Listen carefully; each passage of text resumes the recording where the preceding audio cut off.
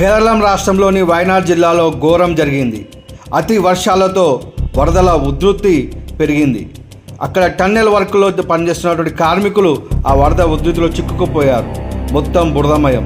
అనేక మంది కార్మికులు చనిపోయినట్టు విశ్వసనీయ సమాచారం.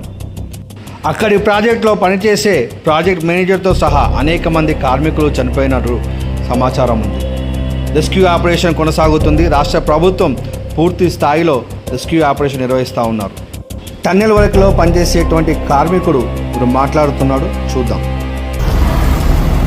మేము సేఫ్గానే ఉన్నాము. మాతో పనిచేసే వాళ్ళు చాలామంది చనిపోయినారు.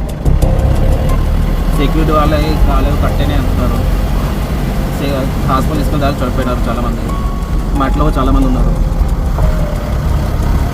మా బైక్స్ పోయినాయి, కంపెనీ బండ్లు పోయినాయి, బస్సు పోయింది, చాలామంది చనిపోయినారు.